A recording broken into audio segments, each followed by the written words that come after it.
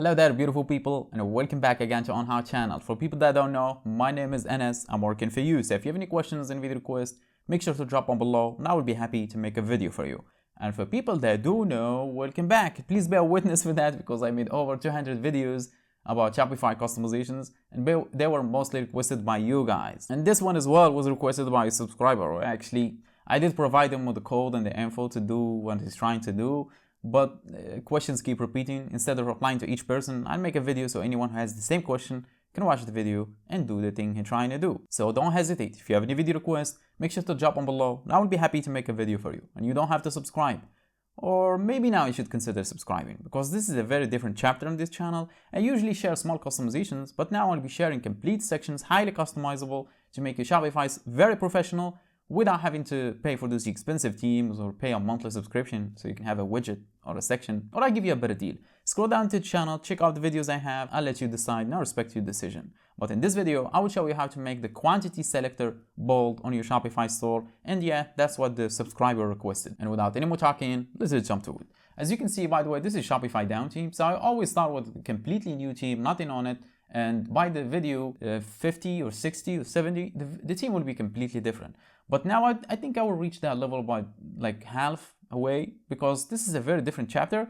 I share complete sections, highly customizable. For example, this one right here that shows reviews from multiple sources, Google, Facebook, Amazon, and Etsy, all in one place. And it's filterable. If I click on Facebook, it will only show me the reviews from Google, and so on for Facebook and Amazon and Etsy. Or check out these recent sales notifications that show up on your store without using an application, by using your own code. And you can customize them however you want. You can customize the behavior. Just check out the channel, man. I'm just joking. I'm sorry.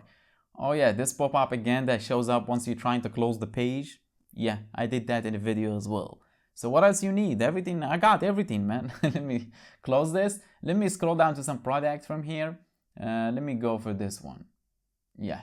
And check out how many things, all these things I did in a video. This one is a separate video. This one will detect the stock automatically and show them in this widget. Or this one, which is like a social proof for TikTok. But what I'm about to show you is this one right here to make it more bold. Because I made the buttons bold like this and rounded corners. This will look very good actually if I made it bold. So we will keep this page open, do the trick, come back and see it in action. So the first thing you're going to do is obviously get back to Shopify dashboard. If you're already in Shopify dashboard, click on the three dots to the left of customize, then click on edit code. Then it will take you to the code editor for your Shopify team. And in here, we need to find a specific file. Instead of looking at the folders or files like this, you might get dizzy. Use the search bar at the top left corner. And again, I have to mention this for the million times. It's going to be either base.css or theme.css or style.css or custom.css. But they mostly use base.css. So first try base. Here it is, mine is base, as you can see. Click on it, bunch of CSS code will show up. Scroll all the way down. Let me track this because it's a huge file. Here we go. And at the bottom of the page, we need to create some space. In your case, maybe there is no space.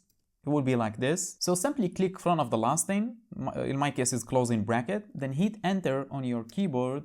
Here we go. We have a completely new space to pass in our code. And when you're going to get that code, you need to hire a developer, pay him, wait 24 hours. I'm just joking. Scroll down the description box and you will see a link, my website. Click on it and it will take you to this beautiful page right here. Why is it taking so long? Come on. Here it is.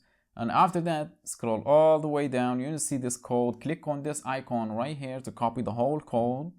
After that, get back in here. Then paste it at the bottom of the page. And I added a comment here so you can see. So you can adjust the border thickness here. So it's 2 by default. Let me make it 3. Yeah. Then after that, let's just click on the save button. We'll wait for a couple of seconds. Okay, save it. We will get back in here, reload the page and see the magic happen.